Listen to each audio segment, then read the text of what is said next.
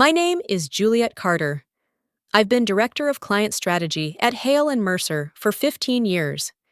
I built the client retention system that now drives nearly 60% of our annual revenue. I designed the renewal architecture, negotiated the long-term contracts, and personally mentored 3 generations of account managers, all of whom now outrank me. And I think the bonus and raise I received were entirely deserved. But every single year, Richard sits across from me in that glass office with the skyline view and repeats the same line. Let's revisit compensation next quarter. Next quarter. 15 years of next quarter. I never thought I could accept that for 15 years, because I always believed in this place. But forget about it and look at the snow falling outside. It's so cold. I wonder what the temperature is where you live right now, if you're still here. Please tell me your lucky number before I go find my fur-lined gloves. Let me continue telling you what I did. I don't raise my voice. I don't slam the table. I've learned that calm unnerves men like Richard more than anger ever could. I just want clarity, I say evenly. Is there a timeline? He folds his hands like a pastor delivering a sermon. Juliet, loyalty builds legacy. I almost smile. So does delusion. He talks about company culture, about sacrifice, about how we're all tightening belts. Meanwhile, the board just approved executive bonuses tied directly to growth from the retention framework I created. My framework, my contracts, my relationships. But apparently, my salary is frozen in time like a museum exhibit. I leave his office with my spine straight and my jaw tight. No tears, no theatrics, just a quiet, simmering realization. That night, I open my laptop, not to update my resume, it's already immaculate. I apply to the largest competitor in our sector. 1 submission, no hesitation, no dramatic music playing in the background. Just a click. I'm not asking for a raise anymore. I'm asking for an exit. 3 days later, Richard calls me back into his office. This time, he isn't smiling. After that moment, the real story begins. Please note that some of the following events are fictional and aided by AI for educational and storytelling purposes. I hope you enjoyed this part. If not, get some rest, stay healthy, and see you again later. He didn't waste time. He slid a printed screenshot across his desk, my LinkedIn profile. A recruiter's harmless comment highlighted like evidence in a trial. So it's true.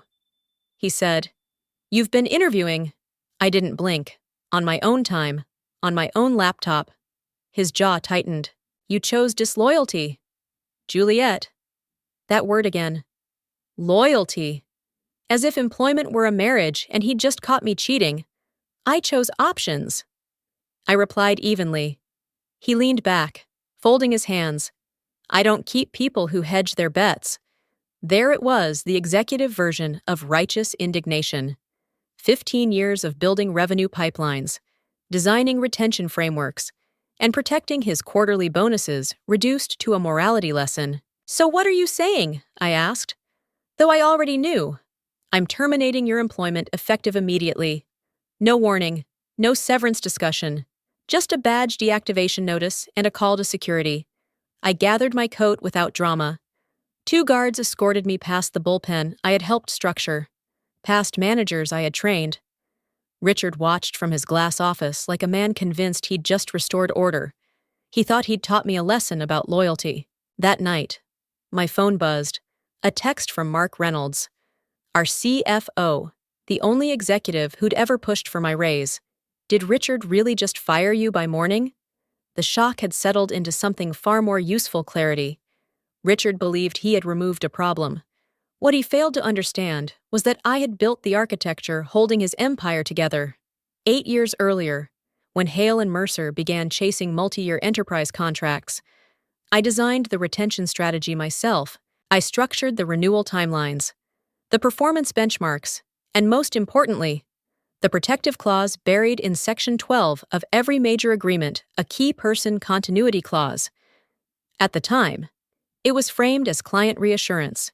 If the strategic lead overseeing the account departed, the client reserved the right to review, renegotiate, or terminate within 30 days. I never imagined I would be the key person. That morning, 3 of our largest clients requested urgent meetings, not with Richard, with the board. I wasn't in the building anymore, but I still knew how this would unfold. These weren't emotional decisions, they were contractual rights. Clients don't panic, they assess risk. Richard reportedly addressed the board with his usual executive calm. "It's just noise." He said, "Transitions happen." Transitions. Yes. But not when 60% of your revenue had one name tied to its strategic oversight. By midday, I received a call from an industry contact who sat on one of those client committees. His tone was measured. "Juliet, we were surprised to learn you're no longer there. We're reviewing the continuity clause." Reviewing, not reacting. Reviewing. The clause wasn't vindictive, it was rational. Clients had signed those agreements because they trusted my oversight and methodology. Removing me triggered the safeguard automatically. By late afternoon, the first formal notice was issued to Hale and Mercer, intent to initiate contractual reassessment. Richard may have dismissed it as noise, but this time, the system wasn't reacting to emotion, it was reacting to structure, and structure doesn't negotiate. My first week at Ellis & Grant felt almost suspiciously calm. No whispered politics, no glass office sermons about loyalty, just work, structured, deliberate, respected work. I didn't bring up Hale and Mercer. I didn't criticize Richard. I didn't call a single former client. I didn't need to. On my second day, Daniel Ellison, the CEO, stopped by my office. He leaned casually against the doorframe and said, "We don't chase talent. Talent walks in." It wasn't flattery. It was policy. By midweek, my phone started lighting up. Former clients, old contacts, one by one. They asked the same question. "Are you available to advise?" I answered carefully. "I'm happy to discuss opportunities through Ellis & Grant." Nothing more, no persuasion, no pressure. Meanwhile, Richard began doing what insecure executives do, best: rewriting history. I heard through industry circles that he was implying I had violated confidentiality agreements, that I'd poached accounts. He forgot one inconvenient detail: contracts have timelines, and inboxes have records. By Thursday afternoon, one of the largest clients sent a formal clarification to both firms. She did not solicit us. We initiated contact. 16 words. That was all it took. Ellis & Grant's legal team archived the email without drama. Daniel simply nodded and said, "Good. Facts are efficient." I didn't smile. I didn't gloat. I just continued onboarding 2 new accounts that had come in unsolicited. By Friday, the first official termination notice from Hale and Mercer arrived at the board level. A $12 million contract had triggered its reassessment window under the continuity clause. Reassessment rarely ends in renewal. That evening, a former colleague texted me, "The board just demanded Richard explain the revenue drop. It's not going well, for the first time in 15 years. I wasn't defending the system, I was watching it respond, and the crack had finally begun to show. By the following week, the narrative inside Hale and Mercer had shifted from denial to damage control. I wasn't in the room, but I didn't need to be. Former colleagues kept me updated, and industry chatter travels fast when revenue starts bleeding. Richard addressed the board first. According to Mark Reynolds, our CFO, he opened with, "We're experiencing temporary economic headwinds and minor team misalignment." Minor, Mark interrupted him mid-slide. Revenue dropped 18% in 72 hours. 18%. That wasn't headwinds. That was structural failure. Richard reportedly stiffened. Transitions cause volatility. We're rebalancing. Rebalancing turned out to mean firing 2 mid-level managers who had nothing to do with contract structure or executive strategy. Public sacrifice masquerading as leadership. He needs to show control. One senior director texted me, "Control is expensive when it's performative." Within days, internal Slack channels went quiet. Meetings were canceled. Recruiters started circling like sharks that smelled executive instability. Richard's next move was predictable. He doubled down. He accused former staff of undermining morale. He insisted client exits were coordinated. Coordinated, as if a dozen independent legal teams had secretly conspired over lunch. Meanwhile, I focused on integration at Ellison Grant. I onboarded 2 new enterprise accounts and finalized transition frameworks with clinical efficiency. Calm is contagious, so is panic. By Thursday afternoon, Mark called me privately. "It's getting worse," he said. "The board wants cost projections if 2 more accounts leave." "How many are reviewing?" I asked. 4. That night, another message arrived, this one more telling. 2 senior directors had submitted resignations the same day. Their exit letters cited leadership instability and loss of strategic confidence. They weren't dramatic. They were precise. Executives don't jump ship over noise. They jump when they see cracks in the hull. And now, those cracks were widening faster than Richard could blame the weather. By the end of that week, the cracks at Hale and Mercer were no longer rumors. They were metrics. I was reviewing onboarding timelines for a new client when my phone buzzed. Richard Hale's name lit up the screen. I let it ring, not out of spite, out of timing. He called again, and again, on the 4th attempt. I stepped into the hallway and answered. His voice was different, less sermon, more strain. "Juliet." I waited. "Let's fix this," he said quickly. "Come back. We'll discuss compensation. Discuss." I leaned against the wall and allowed myself the smallest smile. "You had 15 years. Silence. "This isn't about the past," he pressed. "The board is overreacting. We can stabilize this. I can offer you a revised package. Significant adjustment. Adjustment. Not apology. Not accountability. I'm not available." I replied evenly. "And I'm not interested." "You're making a mistake," he snapped, slipping back into the tone I knew so well. "You built this here." "No," I corrected him calmly. "I built it. Period." He exhaled sharply. "You're going to let the company suffer." The irony almost made me laugh. "You terminated me," I said. "Effective immediately." There was no shouting, no drama, just the quiet click of control shifting. "I don't negotiate under pressure," I added. "You taught me that." I ended the call before he could reframe it as strategy.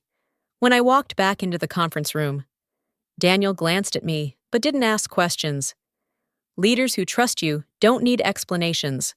The next morning, the market answered for me. An investment fund that had been in late-stage discussions with Hale and Mercer released a brief statement to stakeholders. Negotiations were paused due to executive risk concerns. Executive risk, not market volatility, not client churn, leadership risk, by noon. The news had circulated through industry newsletters. Investors don't hesitate when stability looks fragile. They step back. Mark texted me mid-afternoon. The fund froze capital talks. Board emergency meeting scheduled. I didn't celebrate. I didn't gloat. I forwarded 3 finalized proposals to Daniel's office and scheduled a strategy session for the following week. Growth requires focus. Richard had wanted to fix this, but fixes require foundation. And foundations don't crumble because someone leaves. They crumble because someone built them on control instead of competence. I had walked away. The market had noticed. And this time, the ringing wasn't my phone. It was the alarm bell inside his boardroom. If you believe I was right to refuse his offer and walk away instead of negotiating under pressure, leave a 1 in the comments, because when you speak up, you're not just reacting to a story. You're reinforcing the standard of self-respect that workplaces should never ignore. The board didn't panic. They investigated. That distinction mattered. By Monday morning, Hale and Mercer had retained outside counsel to conduct what they called an internal leadership review. Mark kept me updated in careful, neutral language. "They're pulling email archives," he said. Everything. Everything is a dangerous word when you've been careless. 2 days later, a former colleague forwarded me a screenshot that was already circulating quietly among senior staff. An internal email from Richard to the executive team, dated the day after my termination. Juliet was replaceable. Replaceable. I read it twice, not because it hurt, but because it explained everything. That single sentence revealed the strategy: minimize, dismiss, contain. The problem was measurable. Client attrition had accelerated. 2 more contracts entered reassessment windows. Revenue projections were being revised downward for the second consecutive quarter. Replaceable things don't trigger board investigations. I didn't respond publicly. I didn't issue statements. I didn't defend myself. I signed 3 new enterprise agreements that week. Ellison Grant announced 2 strategic expansions tied directly to client transitions. My name appeared on the internal release, not as a symbol, but as the architect of the new accounts. Daniel summarized it simply during a leadership call. Stability attracts stability. Meanwhile, at Hale and Mercer, instability was no longer theoretical. The board demanded written explanations for contract losses. They questioned executive judgment. They requested performance documentation supporting the claim that I was replaceable. Documentation doesn't bend for ego. Late Thursday evening, Mark called again. They asked him to justify the termination decision. He said, specifically why he fired the strategic lead during active renewal cycles. I could almost hear the tension behind the formality. Then came the development that shifted everything. Robert Hale, the company's founder, long retired and mostly silent, released a brief public statement through an industry publication. I'm deeply concerned about recent leadership decisions and their impact on the firm's legacy. Legacy. The same word Richard liked to use in salary meetings. Founders rarely criticize successors publicly. When they do, it's not symbolic, it's strategic. The investigation wasn't about me anymore. It was about whether Richard Hale was replaceable. And this time, the board wasn't speculating. They were calculating. By the following week, the story moved beyond boardrooms and into headlines. An industry publication released a detailed report on Hale and Mercer's sudden client losses.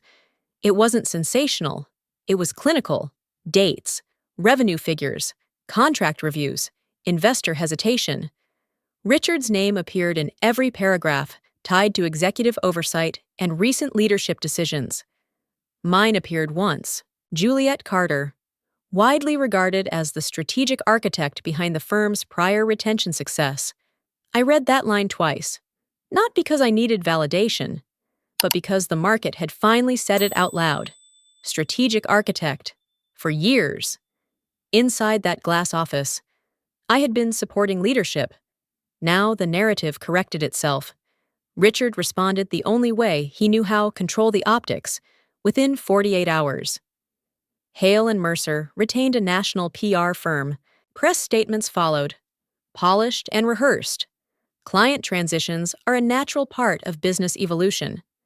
Our leadership remains confident in long-term strategy. Confident. Confidence is persuasive when numbers cooperate. They weren't. Analysts began questioning earnings guidance. Industry panels discussed operational vulnerability tied to key personnel loss. Investors dislike vulnerability more than they dislike scandal. Meanwhile, I stayed silent. I didn't give interviews. I didn't comment online. I signed 2 more contracts and approved expansion budgets at Ellison Grant. Reputation doesn't require defense when performance speaks. Midweek, a financial outlet published a market reaction summary.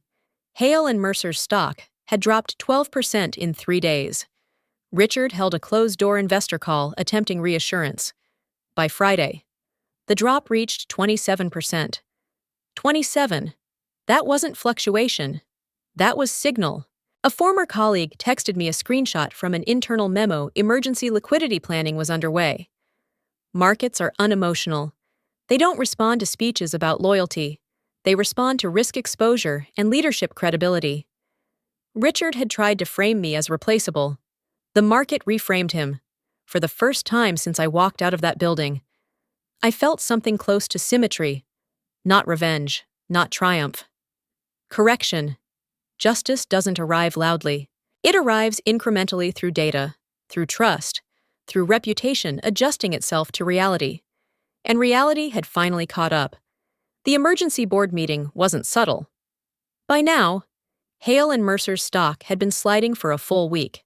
Investors were restless, and 3 major contracts were either suspended or renegotiated downward. According to Mark, the tone in the boardroom had shifted from concern to containment. Richard opened the meeting defensively.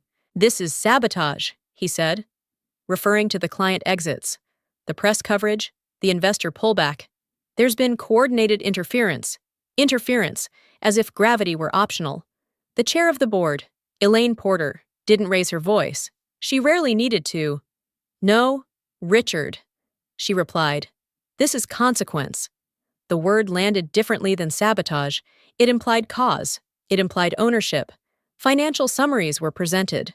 Risk exposure projections. Legal analysis on executive decision-making during active contract cycles. The termination of the firm's primary strategic lead me was discussed not as betrayal, but as miscalculation. Richard attempted one final defense. "Leadership requires decisive action." Elaine answered evenly. "Leadership requires judgment." There was a vote. It wasn't dramatic, no shouting, no theatrics, just raised hands and recorded minutes, effective immediately. Richard Hale was removed as Chief Executive Officer of Hale and Mercer. No glowing press release followed. No celebration of new opportunities. The public statement released later that afternoon was sterile and brief leadership transition. Interim oversight. Commitment to stability. In corporate language, that translates to exit under pressure. I was in my office at Ellis & Grant when the news alert appeared on my screen. I read it once. Then closed the tab. There was nothing to react to.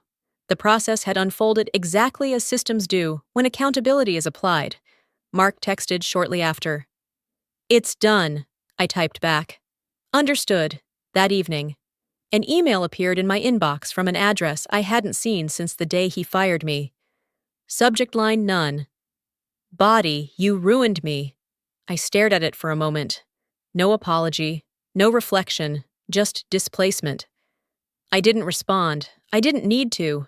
I hadn't ruined him. He had simply met the outcome of his own decisions. A year later, the silence felt different, not tense, not anticipatory, just earned. I never retaliated. I never launched a counterattack. I didn't need to. I walked away, built forward, and let structure do what structure does when it's respected. 12 months after my exit, Ellis & Grant announced my promotion to partner. Equity participation, strategic oversight, decision-making authority. No glass ceiling disguised as loyalty speeches. During a quarterly strategy session, one of the younger executives asked, almost casually, "What's your take on corporate loyalty?" The room quieted. I answered without hesitation. "Loyalty isn't owed. It's earned." No one laughed. No one argued. They just nodded. Because here, loyalty wasn't currency, it was reciprocity. Richard lost his title. His reputation fractured under scrutiny. His name no longer carried the authority it once did in investor circles. I didn't celebrate it. I didn't reference it. His story closed on its own terms. Mine opened wider. Freedom is expensive. It costs comfort. It costs familiarity. Sometimes it costs 15 years of patience. But what it returns is immeasurable clarity, leverage, respect. This story doesn't end with an explosion. It ends with quiet equilibrium. I didn't destroy him. He destroyed himself the moment he believed loyalty could be demanded instead of deserved. And I finally understood something simple. Walking away isn't weakness, it's ownership. I used to believe endurance was the same thing as strength. 15 years of patience, discipline, and loyalty felt noble until I realized I was the only one honoring that contract. What this experience taught me is simple but not easy if respect isn't mutual. Loyalty becomes self-neglect. Walking away wasn't dramatic, it was deliberate. And sometimes the most powerful move you can make is refusing to negotiate your worth under pressure. There's a practical lesson here too. Document your value. Understand your contracts. Build systems, not just relationships. When the moment comes, clarity is stronger than anger. Emotion fades. Leverage remains. And the emotional lesson, you are not disloyal for choosing growth. You are not selfish for protecting your future. You are responsible for it. I want to ask you something honestly if you were in my position. Would you have stayed? Or would you have left? And where are you listening from right now? Because stories like this connect people across cities, across careers, across quiet battles no one else sees. If this story meant something to you, a simple action from you can carry it further.